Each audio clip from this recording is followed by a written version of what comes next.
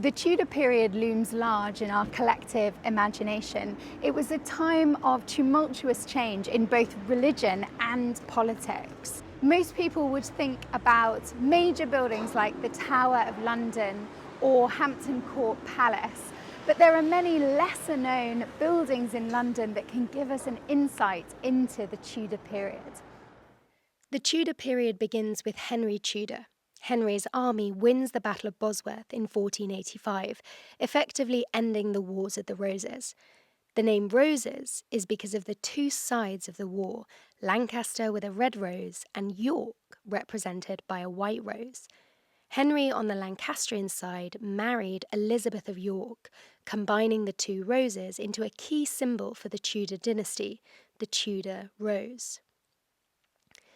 Henry VII is buried next to his wife in Westminster Abbey, in an extension to the medieval royal church known as the Lady Chapel or Henry VII Chapel.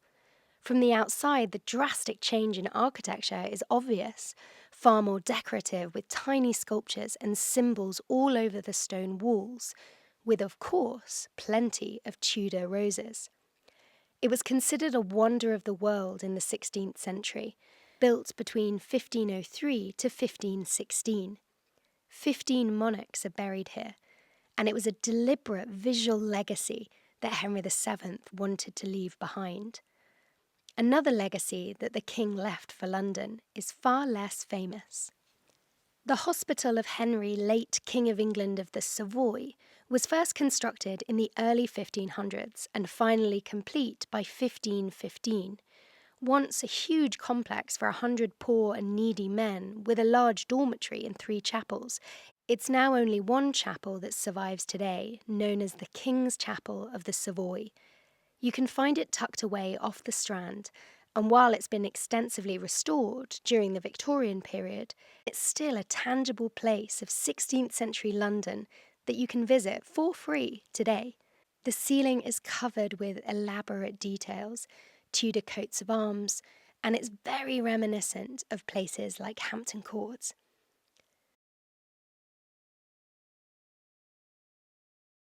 It's during the Tudor period that we get the Civitas Londinium, London's earliest map showing the city around 1560.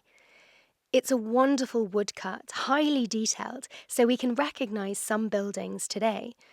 Across the Tudor period, the population of London quadruples from 50,000 to 200,000, and you can see the beginnings of sprawling development beyond the hubs of the City, Westminster and Southwark. The map also gives you clues as to where much of the wealth and power of early Tudor London lay. It was in monastic and religious organisations, their impressive structures still dominating today. At Lambeth Palace, the London home of the Archbishop of Canterbury, Archbishop Morton built an extension, this huge grand gatehouse, in 1495. On the other side of London, here in Clerkenwell, the monastic organisation, the Order of St John, built this massive gateway in 1504. Little did they know that in just a few short decades, their whole world would be turned upside down. Henry VII's successor is his son, Henry, but this wasn't always the plan. Henry had an older brother, Arthur, but he died in 1502 when he was only 15 years old and left the equally young widow, Catherine of Aragon, vulnerable. Henry marries Catherine in 1509, and it seems that everything is well. They enjoy over 20 years of marriage, but as the years progress, there's no son. Henry becomes distracted, obsessed with securing a male heir and the Tudor dynasty. He wants to divorce Catherine and marry a new woman, Anne Boleyn. The problem is he requires the Pope's permission for an annulment to Catherine, and that is not going to happen. A workaround is found. Henry can just make himself the head of the church in England, bypassing the need for the Pope's permission.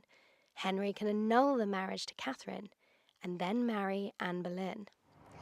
St James's Palace was constructed between 1531 and 1536. This was a pivotal time when King Henry VIII was trying to end one marriage and start another. And inside St James's Palace, still today, the interior is decorated with the initials H and A for Henry and Anne. Today, it's still the most senior royal palace in London, despite not being the official monarch's residence. The marriage between Anne and Henry did not last as long.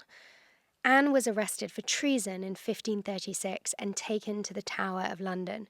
She was executed on Tower Green on the 19th of May, 1536, and the fate of her 2-year-old daughter, Elizabeth, was uncertain. In making the king the ultimate religious authority in the country, the ramifications are huge, with powerful individuals, monasteries, and other religious leaders needing to prove that they are loyal to the king and not the Pope. Most people agree to Henry's increasing demands, but not everyone. Thomas More lived in a huge manor house in Chelsea and was Henry VIII's Lord Chancellor.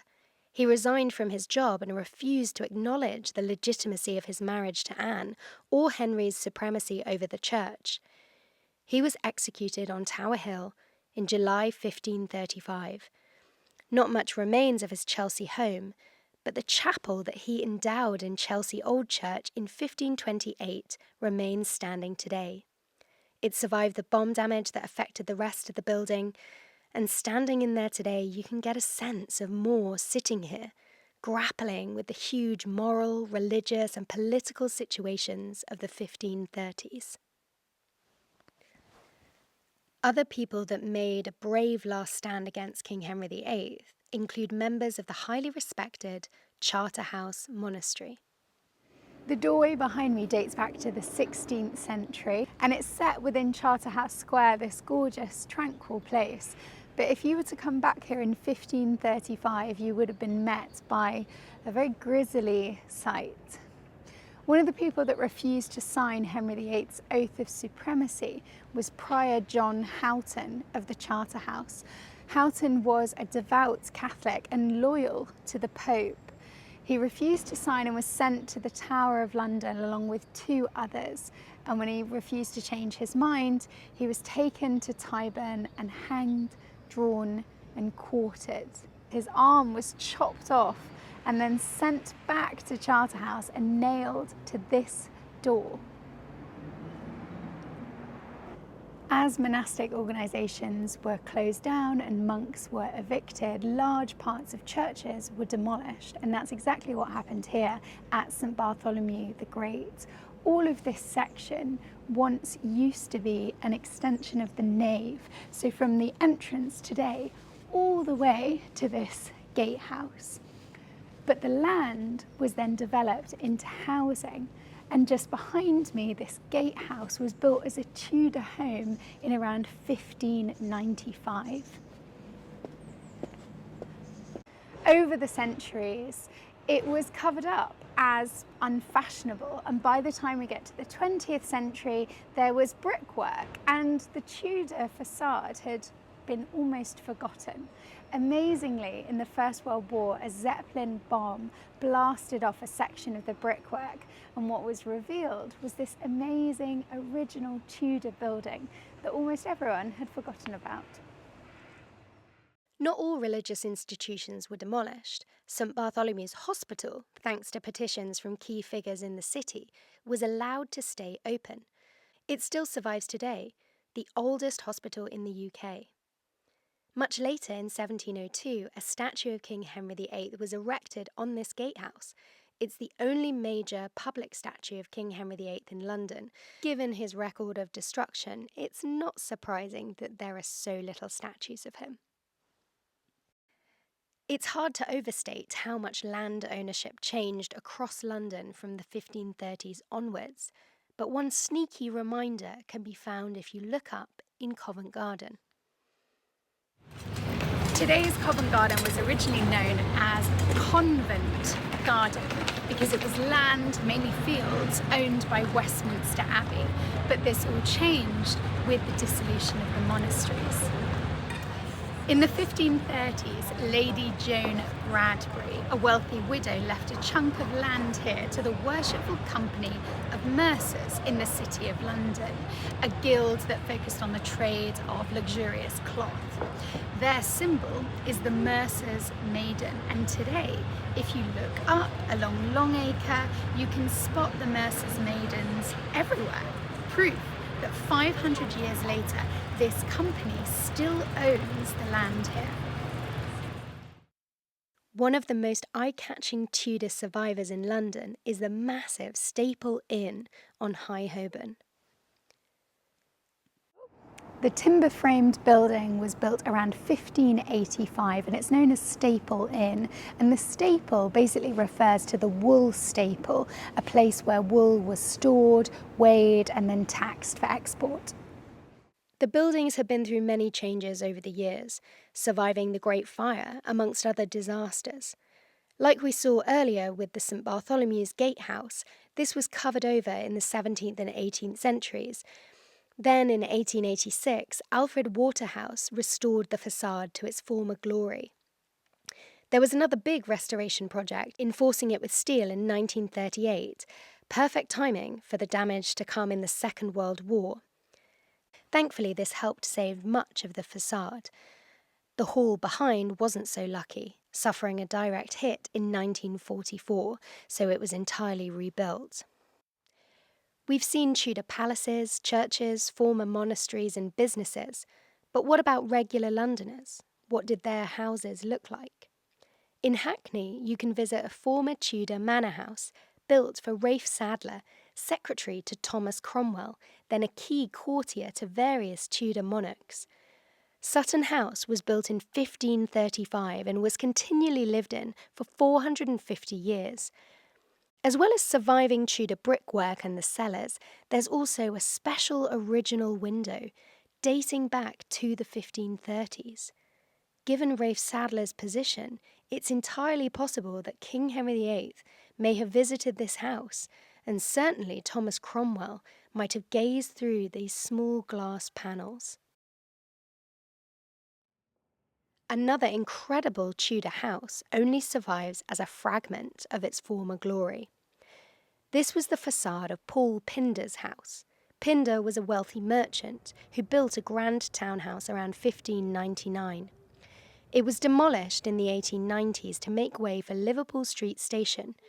But standing in front of it in the Victoria and Albert Museum today, you can imagine how it would have loomed over Bishopsgate. The Tudor era ends with the death of Queen Elizabeth I in 1603. Elizabeth was the daughter of King Henry VIII and Anne Boleyn, and eventually succeeded the throne in 1558.